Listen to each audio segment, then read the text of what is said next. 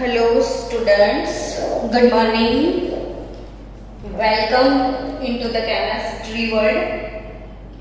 प्रज्ञा madam आज आपको पढ़ाने वाले हैं आयोनाइजेशन एंथैल्पी। हमने आयोनाइजेशन एंथैल्पी में अब तक 3 लेक्चर्स, शायद 1 और 2 लेक्चर्स कवर किए हैं। आज का एक 3rd लेक्चर है। आयोनाइजेशन एंथैल्पी में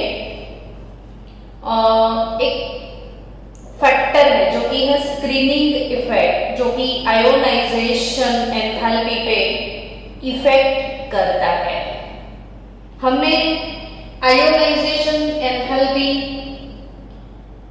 के ऊपर जो फैक्टर्स अफेक्ट करते हैं वो फैक्टर्स की डिस्कशन की हुई है कि भाई nuclear charge, size of the atom or ion, electronic configuration, और इसमें भी एक और फैक्टर है स्क्रीनिंग इफेक्ट, जिसको हमको समझना है कि स्क्रीनिंग इफेक्ट एक्चुअली होता क्या है। स्टूडेंट्स, मैंने एक बार आपको समझाया हुआ है स्क्रीनिंग इफेक्ट, लेकिन फिर से एक बार, ये हमारे पास न्यूक्लियस है। न्यूक्लियस के बाहर ये फर्स्ट ऑर्बिट है, उसके अंदर इलेक्ट्रॉन्स है, फिर सेकेंड ऑर्बिट आता है, इसके अंदर भी इलेक्ट्रॉन्स होते हैं 1 2 3 4 5 6 7 8। थर्ड ऑर्बिट में सपोज एक इलेक्ट्रॉन में यहाँ पे लिखती हूँ। अब चलो, जो लास्ट ऑर्बिट होता है ना बच्चों, उनको हम बोलते हैं आउटर मोस्ट ऑर्बिट। और ये आउटर मोस्ट ऑर्बिट का जो इलेक्ट्रॉन है और ये न्यूक्लियस के अंदर जो प्रोटॉन है, इन दोनों के बीच में एक फोर्स प्रोड्यूस होता है।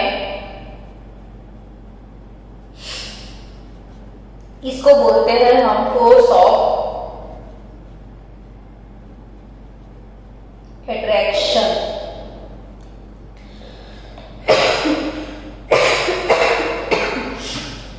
Sorry students.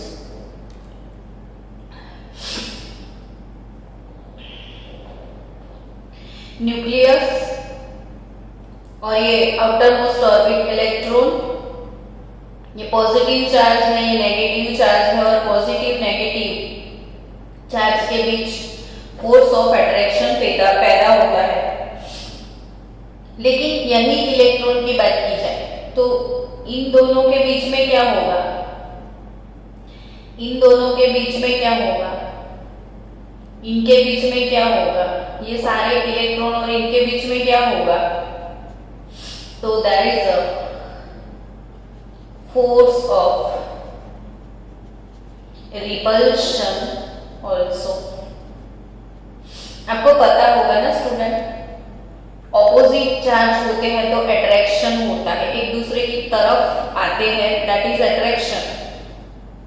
लेकिन इन दोनों के अट्रैक्शन के बीच में यहाँ पे रिपल्शन फोर्सेस भी है। यानी सिंपल सी बात की जाए, नॉर्मल बात की जाए तो ये जो न्यूक्लियर चार्ज है और इलेक्ट्रॉन के बीच में, जैसे आप हाइड्रोजन की बात करो, चलो हाइड्रोजन की बात करें तो न्यूक्लियस और इलेक्ट्रॉन, यहाँ पे सिर्फ और सिर्फ एक ही टाइप का फोर्स प्रोड्यूस होता है, वो अट्रैक्शन ही होगा, प्योर अट्रैक्शन। यहाँ पे कोई रिपल्सिव फोर्सेस नहीं है।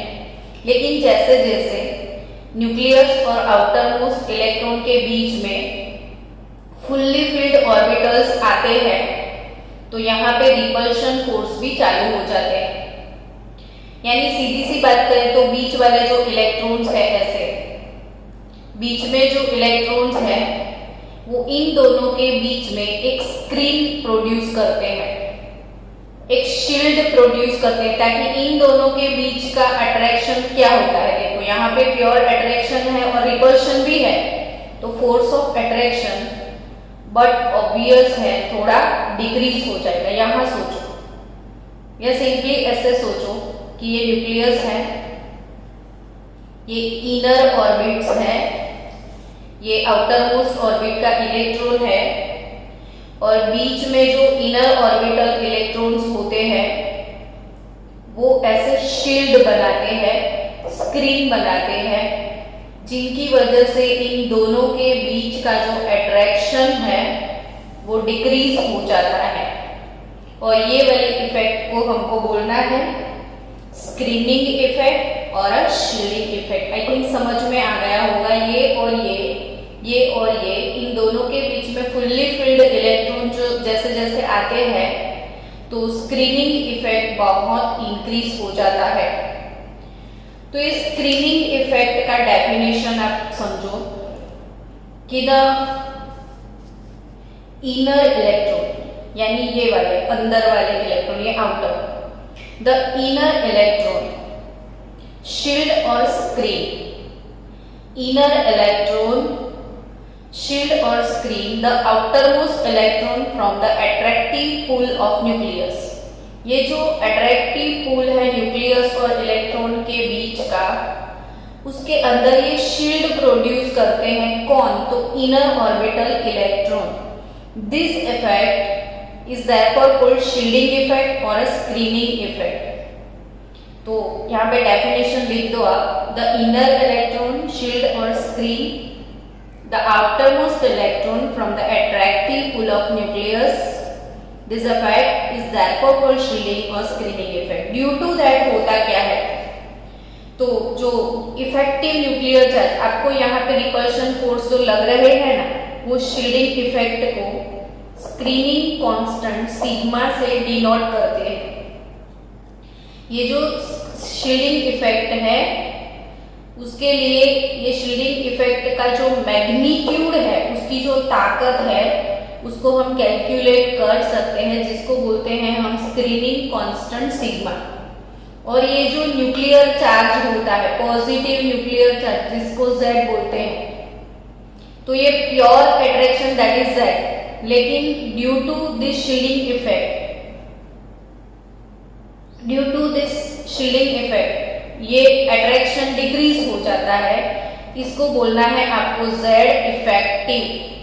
इफेक्टिव न्यूक्लियर चार्ज होता बहुत ज्यादा है, लेकिन इन लोगों की वजह से वो डिक्रीज हो जाता है। जितना बचता है उसको Z इफेक्टिव बोलते हैं हम, Z इफेक्टिव। तो ये जो Z इफेक्टिव है बच्चों, उसके लिए आप समझ सकते हो कि जितने ज्यादा अंदर ऑर्बिट होंगे, जैसे आप कोई भी ग्रुप होता है, आप फर्स्ट ग्रुप की बात करो, चलो ली, ना, की, रब, से, फरियाद, ठीक है। अब सबका कॉन्फ़िगरेशन देखो, तो यहाँ पे होता है helium, neon, argon, krypton, xenon और रेडॉन। ये 2s1, ये 3s1, ये 4s1, ये 5s1 या 6s1। अब समझो कि जैसे हम top to bottom move on होते हैं, तो देखो लिथियम में ये 2s ऑर्बिट है, ठीक है। फिर सोडियम में 1s 2s और 3s है, फिर इसमें 1s 2s 3s और 4s, फिर इसमें 1s 2s 3s 4s 5s, फिर इसमें 1 2 3 4 5 6, इतने सारे। यानी इसका आउटर मोस्ट इलेक्ट्रॉन, इसका आउटर मोस्ट इलेक्ट्रॉन, इसका इलेक्ट्रॉन, इसका इलेक्ट्रॉन और इसके इलेक्ट्रॉन के बारे में सोचो। तो सबसे ज्यादा शील्डिंग यहाँ पे फील हो रहा है ना आपको, बहुत सारे इनर ऑर्बिटल के इलेक्ट्रॉन्स होंगे, यहाँ इससे थोड़े कम होंगे, यहाँ इससे थोड़े कम होंगे। यानी जैसे आप टॉप टू बॉटम मूव होते हो, तो आप बोल सकते हो कि larger larger the number of larger the number of inner electron,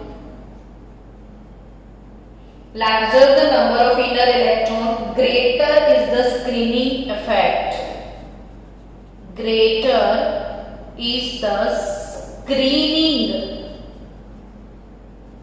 effect. यानी जितने ज्यादा शेल होंगे ना उतने ज्यादा लोग, या क्राउड भी आप बोल सकते हो, बहुत ज्यादा क्राउडिंग हो गया है बीच में, तो ये न्यूक्लियस और इसके बीच में काफी डिस्टेंस भी आ जाता है और बहुत लोग भी है, यानी ये जो स्क्रीन है या कर्टेन है बहुत गाढ़ा कर्टेन है, थिक है, तो इन दोनों के बीच का अट्रैक्शन काफी डिक्रीज हो जाएगा, इसलिए साइज भी इंक्रीज होता है। जब अट्रैक्शन डिक्रीज होता है ना तो साइज एक्सपांड होता है। अब आप खुद से अपनी इमेजिनेशन लगाओ कि छोटा साइज, ये छोटा साइज और ये बड़ा साइज, तो कौन सा इलेक्ट्रॉन इजीली रिमूव हो जाएगा? तो लॉजिकल बात है कि यहाँ पे देखो बहुत छोटा साइज है, यानी अट्रैक्शन जो है ना बच्चों, अट्रैक्शन यहाँ पे ज्यादा है, मोर अट्रैक्शन, यहाँ पे लेस अट्रैक्शन। जहाँ पे अट्रैक्शन बहुत ज्यादा होता है, बहुत ज्यादा होता है, उसके इलेक्ट्रॉन को रिमूव करने के लिए बहुत ज्यादा एनर्जी लगाना पड़ता है। ये जल्दी नहीं टूटेगा, ये फेविकॉल का मजबूत जोड़ है ना, ये फेविकॉल का मजबूत जोड़ है, ये फेविकॉल लगा के बैठा है तो इसको निकालना काफी टफ हो जाएगा। और यहाँ पे तो वैसे भी सिंपल सा गुंदर लगा हुआ है तो वैसे भी निकल जाएगा। यानी साइज छोटा, अट्रैक्शन ज्यादा, तो it required more ionization enthalpy. और यहाँ पे वैसे भी एक दूसरे के बीच में प्यार है ही नहीं, तो आराम से ब्रेकअप हो सकता है, यानी ये इजीली रिमूव हो जाएगा, तो इसका आयोनाइजेशन एंथैल्पी बहुत कम होगा। यानी आप समझ भी गए होंगे कि कोई ग्रुप में अगर टॉप टू बॉटम मूव होते हैं तो आयोनाइजेशन एंथैल्पी डिक्रीज होगा, आयोनाइजेशन एंथैल्पी डिक्रीज होगा। चलो, तो क्या पढ़ना है अभी आपको? दूसरी एक चीज पढ़ा देती हूं मैं, penetrating effect of the electron. Penetrating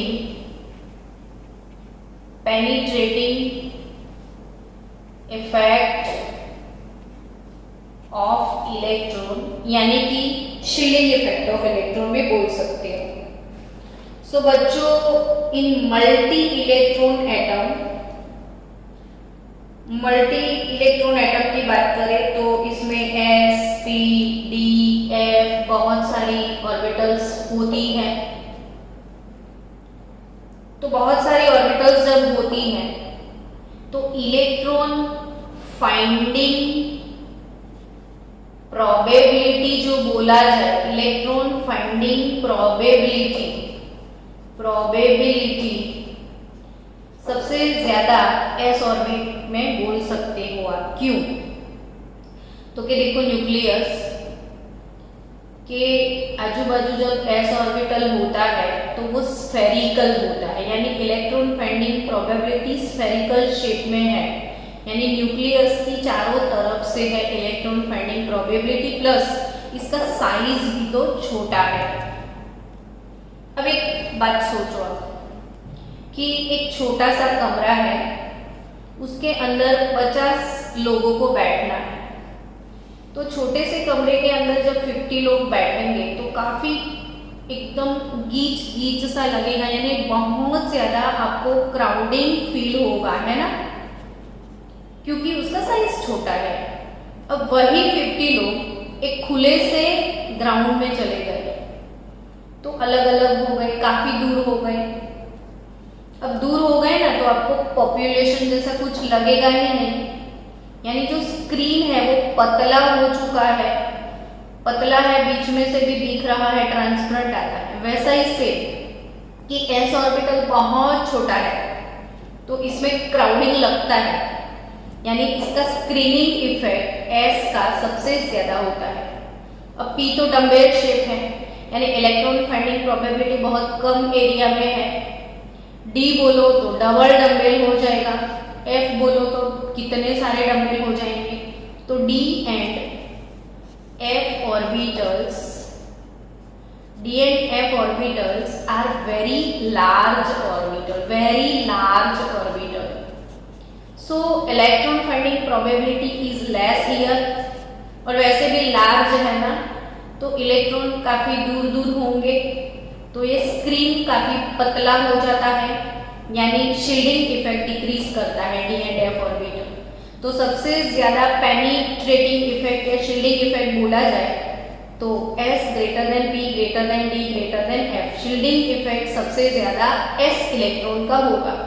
यानी कि इलेक्ट्रॉन 4s में, 4p में, 4d में और 4f में है अगर, तो कौन सा इलेक्ट्रॉन इजीली रिमूव हो जाएगा, तो 4f का। कौन सा इजीली रिमूव नहीं होगा, तो 4s का। क्यों? क्योंकि उसका शील्डिंग या पेनिट्रेटिंग इफेक्ट बहुत ज्यादा है।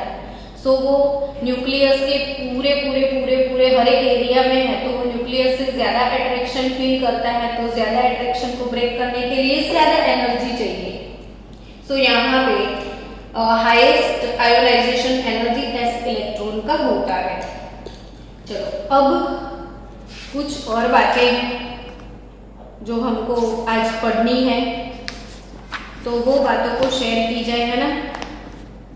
आयोनाइजेशन एंथैल्पी कब से शुरू किया है, खत्म होने का नाम ही नहीं लेता, अभी भी नहीं खत्म होगा, काफी लंबा है, इसमें बहुत सारी चीजें हैं जो मुझे आपको पढ़ानी है। अब मैं ये बोलूं कि इन होल पीरियोडिक टेबल सबसे ज्यादा आयोनाइजेशन एंथैल्पी यानी मैक्सिमम आयोनाइजेशन एंथैल्पी और मिनिमम आयोनाइजेशन एंथैल्पी किसकी होगी वो समझते हैं, मैक्सिमम और मिनिमम। तो मैक्सिमम तो आई थिंक मुझे पता है कि कौन हो सकते हैं maximum ionization enthalpy in the whole periodic table, तो वो होंगे 18th ग्रुप एलिमेंट। क्यों भाई? तो 18 ग्रुप एलिमेंट तो इनर्ट है ना, helium, neon, argon, krypton, xenon, radon. क्यों? तो कि भाई उनकी last orbit fully filled orbit है, फुल्ली फिल्ड ऑर्बिट, और जो फुल्ली फिल्ड होती है वो बहुत ही ज्यादा स्टेबल होती है। तो जब किसी का इलेक्ट्रॉनिक कॉन्फ़िगरेशन स्टेबल होता है ना, तो वो इलेक्ट्रॉन इजीली कभी भी रिमूव नहीं होने वाला है, वो इलेक्ट्रॉन कभी भी इजीली रिमूव नहीं होगा। यानी कि इन लोगों की आयोनाइजेशन एंथैल्पी बहुत बहुत बहुत ज्यादा होती है, यानी हाईएस्ट आयोनाइजेशन एंथैल्पी। पक्के से लर्न कर लो, 10 बार सोचो, 20 बार सोचो, बोलते रहो, सबको बताओ कि भाई 18 ग्रुप नोबल गैसेस। तो नोबल गैसेस ऐसे गैसेस हैं जिनकी आयोनाइजेशन एंथैल्पी बहुत बहुत बहुत ही ज्यादा है। अब कोई बोले कि मिनिमम किसका है, ऐसा कौन है जिसको इजीली इलेक्ट्रॉन रिमूव हो जाते हैं, तो वो है फर्स्ट ग्रुप। क्यों भाई, क्यों फर्स्ट ग्रुप की? क्यों? तो कि फर्स्ट ग्रुप का कॉन्फ़िगरेशन बोलो तो नोबल गैस NS1 है ना। फर्स्ट ग्रुप का कॉन्फ़िगरेशन क्या है देखो, lithium, sodium, potassium, rubidium, caesium और फ्रेंशियम। अब फर्स्ट ग्रुप में टॉप टू बॉटम आपको मूव होना है, तो जैसे आप टॉप टू बॉटम मूव होते हो तो साइज इंक्रीज हो जाता है, शील्डिंग इफेक्ट भी इंक्रीज होगा, इनर ऑर्बिटल इलेक्ट्रॉन्स भी आते जाएंगे, साइज भी इंक्रीज होता है, एटॉमिक नंबर भी इंक्रीज होता है, तो ये तो आपको ऐसे ही समझ में आएगा कि छोटा साइज तो बहुत ही ज्यादा आयोनाइजेशन एंथैल्पी, यहाँ पे ज्यादा आयोनाइजेशन एंथैल्पी लिथियम का होगा और कम सीजियम का होगा। फ्रेंशियम रेडियो एक्टिव है तो हम इस प्रॉपर्टी में उसको इंक्लूड नहीं करेंगे। तो यहाँ पे टॉप टू बॉटम आप मूव होंगे, कोई भी ग्रुप में टॉप टू बॉटम मूव होते हैं तो साइज इंक्रीज होता है, शील्डिंग इफेक्ट इंक्रीज होता है, अट्रैक्शन डिक्रीज हो जाता है, तो इजीली इलेक्ट्रॉन रिमूव हो जाता है, यानी आयोनाइजेशन एंथैल्पी डिक्रीज होता है, यानी कम आयोनाइजेशन एंथैल्पी सीजियम का है। पूरे पीरियोडिक टेबल में सबसे बड़ा साइज मोटा साइज सीजियम है भाई, मोटा भाई है ये अपना सीजियम, मोटा भाई। क्या बोलोगे? मोटा भाई कौन है? अपना सीजियम। और मोटा भाई इजीली इलेक्ट्रॉन रिमूव कर देता है, तो मोटा भाई तो अपना पॉजिटिव है, तो आप बोल सकते हो कि मोस्ट पॉजिटिव या मोस्ट इलेक्ट्रोपॉजिटिव मेटल कौन? तो वो मोटा भाई सीजियम। अब फर्स्ट ग्रुप की बात करें तो सबके ना लास्ट ऑर्बिटल कॉन्फ़िगरेशन देखो, helium, neon, argon, krypton, xenon, radon, 2s1, 3s1, 4s1, 5s1, 6s1, 7s1, सबकी ना लास्ट ऑर्बिट में सिर्फ एक इलेक्ट्रॉन है, सिर्फ एक। अब सोचो, सबको पूरे पीरियोडिक टेबल में सबको जेलसी है 18th ग्रुप से, सबको ना इन लोगों के जैसा होना है। हाइड्रोजन, इसके पास 1 इलेक्ट्रॉन है, वो सोचता है मैं हीलियम के जैसा बन जाऊं, तो मैं इनर्ट हो जाऊं, मुझे काम ना करना पड़े, किसी से रिएक्शन ना करना पड़े। सबको काम करने का अच्छा नहीं लगता, आपको भी पढ़ना अच्छा नहीं लगता है ना, आपको कोई बोले पढ़ो तो कितना बुरा लगता है, नहीं? एक तो पढ़ने का मन नहीं करता है और ये टीचर लोग वीडियो बना के भेज देते हैं, कितनी मुश्किल से पढ़ाई करते हैं पता है मैडम आपको? वही तो मैं बोल रही हूँ, सबको काम नहीं करना है, सबको इनर्ट बनना है, सबको इनर्ट बनने का टेंडेंसी है, किसी को पसंद नहीं है एक्टिव रहना। तो इन लोगों को क्या है, एक इलेक्ट्रॉन, बहुत नाइंसाफी कर दी भगवान ने, सिर्फ एक इलेक्ट्रॉन की वजह से ये लोग कैसे हो गए। सो इनको ऐसा है, काश कोई आए, काश कोई आए और मेरा एक इलेक्ट्रॉन ले जाए। और कोई आके बोले ना तेरा इलेक्ट्रॉन चाहिए, तो वो बोलेगा ले जा, मुझे वैसे भी नहीं चाहिए। यानी इन लोगों को इलेक्ट्रॉन रिमूव करने की इतनी ज्यादा टेंडेंसी है कि कोई जरा सा एनर्जी देगा ना तो फिर फट से जा निकल, वैसे भी निकल, क्योंकि उनको नोबल होना है, समझे आप? यानी first group element highly reactive element, highly electropositive element, highest reactive, highly reactive elements first group. एक तो साइज में बड़े हैं और इनकी लास्ट ऑर्बिट में सिर्फ एक इलेक्ट्रॉन है जो कि उनको निकालना है। उनको कैसे फीलिंग आ रही है, काश कोई आए और मेरा एक इलेक्ट्रॉन ले जाए।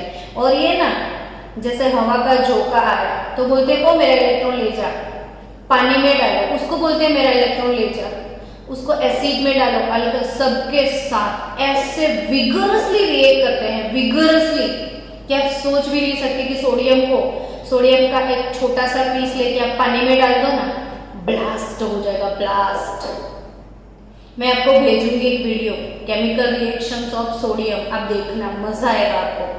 कि उसको एटमॉस्फेयर में खुला छोड़ दो तो वो एयर के साथ ब्लास्ट करेगा, उसको पानी में डालो, पानी के साथ ब्लास्ट करेगा, उसको एसिड में डालो, एसिड के साथ, वो किसी को नहीं छोड़ता है। क्यों? एक इलेक्ट्रॉन लूज करने के लिए। और ऐसा एक इलेक्ट्रॉन लूज करने के लिए इतना ज्यादा उतावला है कि वो ब्लास्ट कर देता है, और इसीलिए इन लोगों को बोलते हैं हाईली रिएक्टिव। मैं आपको वीडियो भेजूंगी सोडियम के रिएक्शंस का, देखना।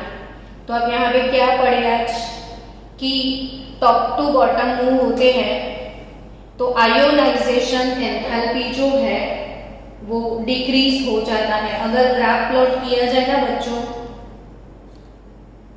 तो यहाँ पे एटॉमिक नंबर Z लिख दो, यहाँ पे एंथैल्पी लिख दो, जैसे 350, फिर 400, फिर 450, फिर 500, 550, वैसे। तो लिथियम का जो है वो 520 है। लिथियम का आयोनाइजेशन एंथैल्पी 520 किलो जूल पर मोल है।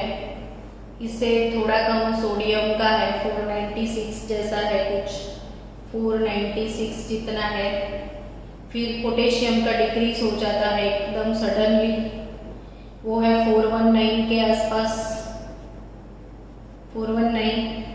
फिर होता है रुबीडियम का 403 रुबीडियम, और फिर सीजियम बहुत कम 374 ओनली।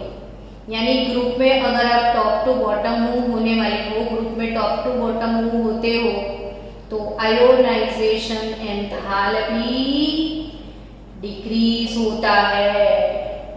पूरे पीरियोडिक टेबल में मोटा भाई कौन है? सीजियम। जल्दी इलेक्ट्रॉन कौन लूज करेगा? मोटा भाई। मोटा भाई यानी मोस्ट पॉजिटिव सीजियम। पूरे पीरियोडिक टेबल में highest maximum electron ionisation enthalpy किसका? 18th ग्रुप का। और पूरे पीरियोडिक टेबल में मिनिमम आयोनाइजेशन एंथैल्पी किसका? तो फर्स्ट ग्रुप का। होल पीरियोडिक टेबल में सबसे बड़े साइज वाले फर्स्ट ग्रुप वाले हैं, सबसे बड़े, क्योंकि अब ऐसे मूव होते हो ना तो साइज डिक्रीज होता है, ऐसे मूव होते हो ना तो साइज, तो सबसे बड़े साइज वाले कौन? तो वो फर्स्ट ग्रुप वाले हैं। वैसे चलो ये बात हो गई ना ग्रुप की। अब आपको कोई बोले ना कि सेम पीरियड में अगर हमको लेफ्ट टू राइट मूव होना है तो क्या होने वाला है? तो सेम पीरियड में जैसे लेफ्ट टू राइट मूव होने वाले हो आप, तो अब सबको पता है कि जैसे लेफ्ट टू राइट मूव होते हैं तो एटॉमिक नंबर इंक्रीज होता है, एटॉमिक नंबर इंक्रीज होता है। उसके साथ साथ नंबर ऑफ इलेक्ट्रॉन भी इंक्रीज होते हैं, but principal quantum number n does not change, n change नहीं होता है प्रिंसिपल, यानी ये इन दोनों के बीच का डिस्टेंस नहीं बढ़ता है, इलेक्ट्रॉन दूर नहीं जाता है। जैसे ग्रुप में आपने देखा था 1s 2s फिर 3s फिर 4s फिर 5s, इलेक्ट्रॉन दूर चला जाता है, नए नए शेल में इलेक्ट्रॉन ऐड होता है, यहाँ पे सेम शेल में ऐड होगा। यानी जैसे इधर मूव होंगे तो अट्रैक्शन बहुत ज्यादा इंक्रीज हो जाता है, और इसलिए आप पीरियड में लेफ्ट टू राइट मूव होते हो तो साइज डिक्रीज होता है, और छोटा साइज तो मोर आयोनाइजेशन एंथैल्पी, बड़ा size less ionization enthalpy, less attraction less enthalpy, more attraction more enthalpy. So if we move left to right in a period, then ionization enthalpy increase होता है। तो उसका अगर प्लॉट बनाया जाए, graph बनाया जाए, तो लिथियम, फिर बेरिलियम, फिर बोरोन, आपको पता है ना वो एक्सेप्शन था बोरोन, फिर कार्बन, फिर नाइट्रोजन, फिर वापिस ऑक्सीजन नीचे आ जाएगा, फिर फ्लोरीन और नियॉन। यानी ग्रुप में मैंने सिखाया होगा आपको एक्सेप्शन, बेरिलियम और बोरोन का एक्सेप्शन है कि सेम ग्रुप में सेम पीरियड में लेफ्ट टू राइट मूव होते हैं तो ली, बे, ब, क, न, फ, ने, इसमें मैंने बताया होगा बेबोनो एक्सेप्शन, बेबोनो, beryllium boron, nitrogen oxygen, size छोटा, तो ये वाला सीन होना चाहिए। लेकिन बेरिलियम बोरोन में उल्टा सीन है, बेरिलियम बोरोन और नाइट्रोजन ऑक्सीजन में। तो इसके बाद कल हम पढ़ेंगे एक एक्सेप्शन और इलेक्ट्रॉन गेन एंथैल्पी। तो कल थोड़े बहुत प्रॉब्लम सॉल्विंग के साथ इलेक्ट्रॉन गेन एंथैल्पी वाला टॉपिक सीखेंगे।